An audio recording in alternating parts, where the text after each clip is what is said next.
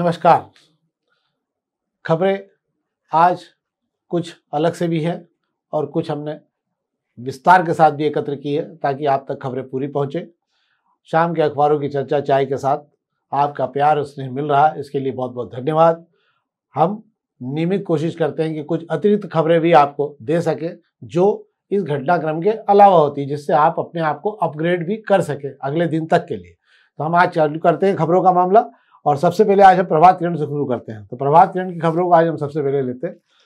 तो प्रभात किरण की खबरों में सबसे पहले आज जो है प्रभात किरण में जो खबर है आज शहर भर के लिए भी वो है वल्लभ नगर मार्केट की नई बिल्डिंग बनने को लेकर जो है कुछ सहमति बनी है और कुछ उस पर आगे की कार्रवाई चालू है। आज महापौर शायद ये कमिश्नर MIC सदस्य और स्मार्ट सिटी सीओ ये तीनों चारों मिलके गए हैं। ये बहुत लंबे समय से ये पूरा बाजार अटका पड़ा हुआ है। अगर ये दुकानें हट के यहाँ मार्केट बनना है, इसको लेकर जो है यहाँ पर पहले भी कई शिकायतें भी है। कई लोगों ने अपने मार्केट जो ले रखे थे उन्होंने दूसरों को दुकानें किराए पर दे रखी है। तो अगर ये बाजार बनता है तो बेहतर होगा। क्या है पूरा मामला शेखर जी? इस मार्केट की कहानी कुछ जुदा है। इस मार्केट जिस जमीन पे बना हुआ है, ये मार्केट नगर निगम ने बनाया था, किराया नगर निगम लेता है। पर बड़ी रोचक बात यह है कि जब इस मार्केट को तोड़ के 9 मंजिला एक 7 मंजिला नई इमारत बनाने के लिए इसका प्रस्ताव सामने लाया गया और जब उसका नक्शा पास कराने की कोशिश की गई तो नई चीज निकल के आई कि उसका मालिक तो नजूल विभाग है। अब कलेक्टर ऑफिस कहता है कि वो हमारी जमीन है, नगर निगम किराया वसूलता है, अब उसका रास्ता कैसे निकाला जाए। तो अभी कोशिश की जा रही है। स्मार्ट सिटी सीओ दिव्यांग सिंह कल वहां पहुंचे थे। उन्होंने वहां के नक्शे को, उसके जमीन की पेचीदगियों को समझा है और ऐसा माना जा रहा है कि किसी योजना है कि G+2 का पूरा कमर्शियल मार्केट बना दिया जाए और उसमें से जो कमाई होगी दोनों विभागों को आधी आधी बांट दी जाए। बहुत बढ़िया, अगर ऐसा हो जाता है तो बहुत अच्छा। वैसे अपनी आदत हो गई आधी आधी बांटने की कमाई को लेके, कमाई आधी आधी बढ़ जाए जो भी हो, पर काम अच्छे से हो जाए शहर में, ये एक अच्छी बात है।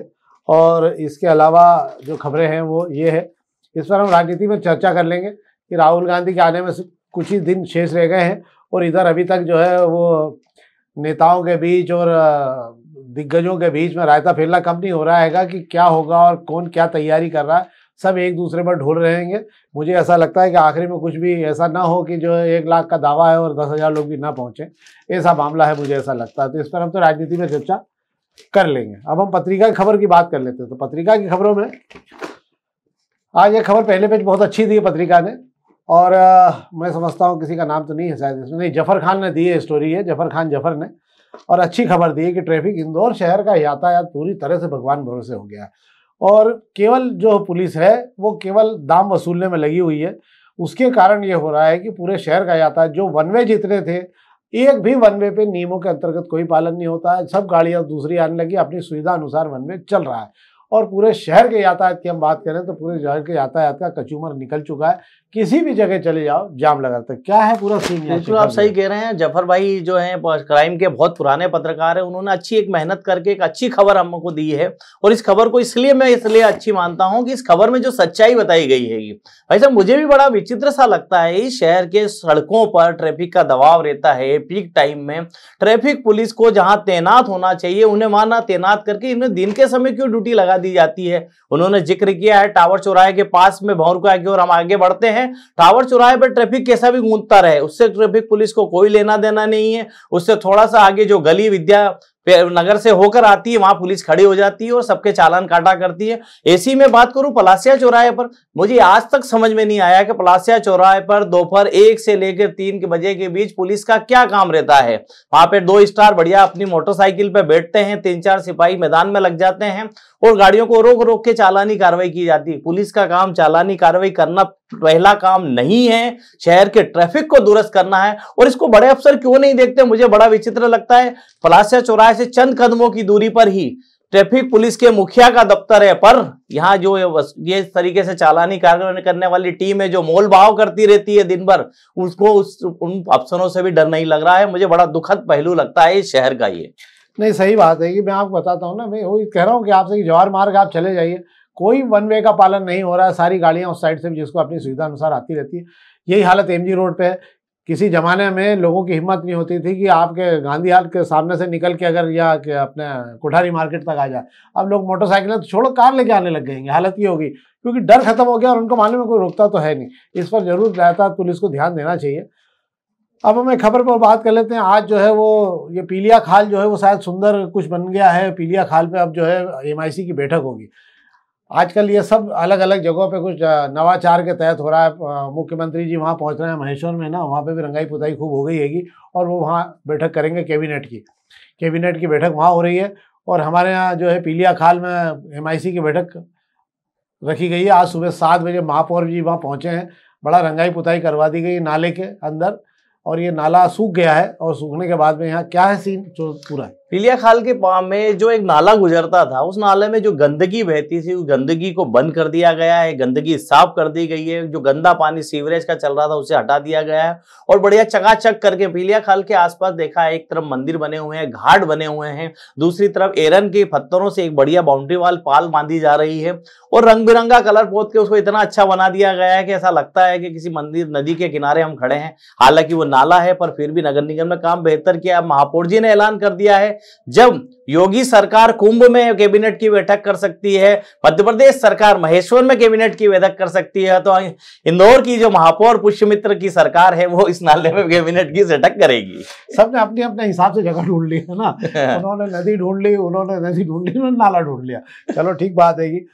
एक और इसमें एक दो खबरें जो मैं आपको पढ़ के बताता हूँ। एक तो MR12 का शायद दिन फिरने के आधार दिखने लगे हैं। वहाँ पे जो जितने ईंट भट्टे थे जिनके कारण काम रुका हुआ था, आज दोपहर के बाद उनको हटाने की प्रक्रिया शुरू होना थी। अब हुई है कि नहीं अभी तक कोई जानकारी आई नहीं है। और इस बार जो है 12,000 यात्री प्रतिदिन के हिसाब से एयरपोर्ट से आने और जाने लगे, ये एक बड़ी उपलब्धि हो गई है। तो ये तो थी पत्रिका की खबरें जिस पर हमने बात की आपसे। अब हम बात कर लेते हैं दोपहर की खबरों की। आपसे दोपहर की खबरों की बात कर लेता हूँ। दोपहर की पहले पेशी खबरों की बात करता हूँ मैं हमेशा आपसे। वो इसलिए करता हूँ कि ये खबरें आपको कहीं और देखने को नहीं मिलेंगी, कुछ समय बाद दिखती है ये। तो जो सरकार ने कर्ज लिया 10 सालों के अंदर, केंद्र सरकार ने, मोदी सरकार ने, वो बढ़ के हो गया 2 लाख करोड़ के आसपास। जो आंकड़े आ रहे थे वो सब गलत थे। 2 लाख करोड़ से ज़्यादा 200 लाख करोड़ का कर्ज हो गया है ये। और 200 लाख करोड़ का कर्ज जो है, अब इस पर जो है हर साल 13 लाख करोड़ रुपए के लगभग का ब्याज सरकार को चुकाना, ब्याज और मूल की किस्तें शुरू हो गई है। अब जिस देश का 47 लाख या 48 लाख करोड़ रुपए कुल राजस्व हो, उसमें से अब 13 से 14 लाख करोड़ रुपए जो है चले जाएंगे ब्याज और कर्ज देने में। इससे देश की अर्थव्यवस्था बहुत बुरा असर पड़ेगा। और इसी के साथ में अंतर्राष्ट्रीय मुद्रा कोष ने भी ये चेतावनी दी है कि भारत की विकास दर और कर्ज दोनों बराबर होते जा रहे हैं। यानी 100 रुपये कमा रहे हैं और 100 रुपये ब्याज में जाएंगे, कर्ज में जाएंगे। ऐसे में देश को बहुत ज़्यादा नुकसान होगा। जब रुपया टूट रहा है और इसके अलावा आपका खजाना खाली हो रहा है, इस समय पर ये सारी वित्तीय स्थितियां आने वाले समय में इसका असर मार्च के बाद आपको दिखने लगेगा। और दूसरी बात ये कि गौतम अडानी पर अमेरिका मुकदमा शुरू हो गया है अदालत में। न्यूयॉर्क की अदालत में उनको नोटिस जारी कर दिए गए हैं। गौतम अडानी ने वहाँ की अमेरिका की सबसे महंगे जो लॉयर कंपनियां उनको हायर कर लिया है। एक यहाँ न्यूयॉर्क की है और एक कंपनी शिकागो की है। ये दोनों कंपनियों के जो है लॉयर जो है ये बताएंगे कि गौतम अडानी का इस पूरे मामले से लेना देना नहीं है। पर ऐसा लग रहा है कि आपराधिक मामला दर्ज हुआ है, इसलिए माना जा रहा है कि गौतम अडानी को जो 2200 करोड़ रुपए की रिश्वत दी थी उसके बदले में 7 से 8 हज़ार करोड़ रुपए महा जुर्माना भरना पड़ेगा। इसके अलावा नगर निगम इंदौर 1000 करोड़ की वसूली को लेकर मैदान में उतरने जा रही है और उसको लेकर सारा अमला जो है मैदान में उतारा। जो बड़े लेनदार है जिनसे बड़ा शुल्क लेना बाकी है, उनको लेकर जो है नगर निगम ने अपनी एक तैयारी की। क्या है यार, बिल्कुल आप सही कह रहे हैं। नगर निगम हर साल लक्ष्य लेकर मैदान में उतरता था। अगले महीने एक लोक अदालत और लगने वाली है और बकायेदारों के लिए बल्ले बल्ले है कि साल में 5 बार लोक अदालत लग जाती है, इसलिए लोग बिल्कुल चिंता नहीं करते हैं। जब लोक अदालत लगती है सरचार्ज में यूं भी छूट मिल जाती है, तो क्यों लोग पैसा जमा करें। उस पैसे का भरपूर इस्तेमाल करते हैं और वही बड़े बकायेदार करते हैं, इसलिए कोई चिंता नहीं होती। और अमला भी जानता है कि वो पैसा तभी देंगे, अमला की नींद भी तभी खुलेगी, लक्ष्य कुछ भी दे दिया जाए। हाँ, मतलब वो कहते हैं ना कि आप भाई ईमानदारों के लिए जो नियमित भर रहे हैं उनके लिए तो कोई योजना नहीं आ रही, पर जो इस शहर में आराम से लूटपाट कर रहे हैं, जिनको सुविधा नहीं मिलना चाहिए, वो सारे लोग इस सुविधा का लाभ उठाते हैं। सरचार्ज भी लग जाता, आधा टैक्स भी खत्म हो जाता, बहुत सारी रियायत के बाद भी फिर भी पैसा नहीं भर रहे हैं। ये बड़ी दुखद स्थिति है। और नया टैरिफ बिजली का लागू होने वाला है। उस टैरिफ 1 अप्रैल से उसमें 151 से 300 यूनिट तक जो है जिनको भी बिल आते हैं उन्हें 50 पैसे यूनिट का अतिरिक्त भार पड़ेगा। 300 यूनिट से ज़्यादा जलाने वाले उन्हें 31 पैसे प्रति यूनिट के हिसाब से अतिरिक्त बिल देना होगा। बिजली के करंट और झटके लगने का समय शुरू होने जा रहा है। तो सीट बेल्ट और पेटी बांध लीजिए अपनी आप। अब एक खबर हम अग्निबाण की बात कर लेते हैं। पंकज भारती ने लिखी आज पहले पेज पे, अच्छी खबर है ये, कि 245 करोड़ रुपए की IT पार्क योजना जो है इंदौर की, उसको निरस्त कर दिया गया है। आपको आश्चर्य होगा कि उज्जैन में 2 IT पार्क बन रहे हैं और 10,000 करोड़ के काम उज्जैन में चल रहे हैं। 245 करोड़ की IT पार्क की योजना को क्यों रद्द कर दिया गया है और इसको जो IT पार्क में पैसों की कमी का हवाला देकर इसको निरस्त कर दिया। मात्र 245 करोड़ की योजना को इसलिए रद्द किया कि सरकार के पास पैसे नहीं है। क्या है पूरा मामला? बड़ी चौंकाने वाली और अच्छी खबर है कि रेडीमेड कॉम्प्लेक्स परदेसीपुरा में जो IT पार्क बनना था उसके लेकर पूरी तैयारी कर ली गई थी, इवन टेंडर भी जारी कर दिए गए थे। बाद में उस ठेकेदार को रोक दिया गया कि अब हमारे पास पैसे नहीं है, हम काम नहीं करवा सकते हैं। ऐसा बड़ा चौंकाने वाली बात लगती है कि आपने टेंडर कैसे निकाल दिए जब आपके पास पैसे नहीं थे। मतलब आपकी जेब में पैसे है नहीं, आप खरीदारी करने बाजार में खड़े हो गए और बाद में आप कहते हैं कि अब मुझे नहीं चाहिए। एक और बात है ना कि टेंडर तभी निकाला जब उसके बजट का प्रावधान हो जाता है, उसके बाद ही तो काम शुरू होता है ना। मतलब वो कहाँ से पैसा लाने वाले थे और कहाँ से नहीं आया इसकी खुलासा नहीं कर रहे हैं, बस कह दिया गया है कि अभी पैसे नहीं है, जब आएंगे जब उस पर बात की जाएगी। एक IT का नहीं बनना पार्क का इस शहर के लिए कितना नुकसानदायक है, जबकि मोहन यादव सरकार, खुद मोहन यादव जी पुणे और बेंगलोर में जाकर IT कंपनियों को इंदौर लाने की कोशिश कर रहे हैं। और IT हब बना है इंदौर। इंदौर देश का अब 6 या 7वें नंबर का IT हब बनने जा रहा है। पर हो ये रहा है कि ऐसा लग रहा है कि शायद उज्जैन के IT पार्क बनाने को लेकर जो तैयारियां की जा रही है उसको देखते हुए इसको रोका गया है। जो मुझे लग रहा है कि वहां पे जो 2 IT पार्क बन रहे हैं जिसका लेके शिलान्यास किया, इसका भी पूजन पाजन सब हुआ है, पर इसको रोक दिया गया। आपको आश्चर्य होगा, इस समय मध्य प्रदेश में सबसे ज्यादा बच्चे अगर किसी निकल रहे हैं इंजीनियरों के उससे कॉलेजों से, तो वो IT के ही निकल रहे हैं। तो IT में ही सबसे ज्यादा जॉब की जरूरत है और ऐसे में इसको रद्द करना ये कोई अच्छा संकेत नहीं है शहर के लिए भी। गलत समय पे मुहूर्त हो गया, मुझे ऐसा लगता है इसका। हाँ। और इसके अलावा एक हम राजनीति में चर्चा कर लेंगे ये वाली भी, कि अंबेडकर स्थल पर राहुल गांधी और प्रियंका गांधी जो है मात्र 25 मिनट रुकेंगे और इसके अलावा आने जाने में जो समय लगेगा वो लगेगा। बाकी खबरों में हाँ, ये खबर बात कर लेते हैं शेखर जी। नई कॉलोनियों के साथ प्राधिकरण की घोषित योजनाओं और आसपास की जमीनें महंगी होगी। उसका कारण यह कि नई गाइडलाइन 1 अप्रैल से हर हाल में लागू हो जाएगी। जो बीच में भी लागू करने की कोशिश की गई थी, जिसका सांसद और विधायकों ने विरोध किया था, उसके बाद उसको रोक दिया गया था। अब ये पक्का हो गया है कि 1 अप्रैल से जो है नई गाइडलाइन लागू हो ही जाएगी। और इसका अंतर ये होगा कि 283 जो है रियल एस्टेट प्रोजेक्ट जो है, जो रेरा से मंजूरी के बाद में इन सब जगह पर अभी डायरी पे प्लाट बिक रहे हैं, ये सब महंगे हो जाएंगे।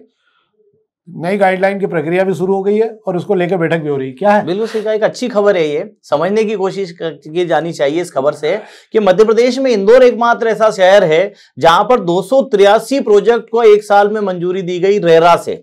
मतलब आप समझने वाली बात है, एक प्रोजेक्ट रेरा से कहीं मंजूर होकर आता है तो उसके आसपास की जमीनों के भाव अपने आप आसमान छूने लगते हैं। और जब इंदौर ही ऐसा शहर है, बाकी कंपेयर करें, अपन भोपाल की बात कर लें, देवास, मध्य प्रदेश के दूसरे जिलों की बात कर लें, सब पीछे हैं। अब जब इतनी कॉलोनियां आ रही है, इतनी टाउनशिप आ रही है, तो नई गाइडलाइन सरकार को लगाना ही है। सरकार की कमाई के सिर्फ 2 जरिए हैं, आबकारी और पंजीयन विभाग।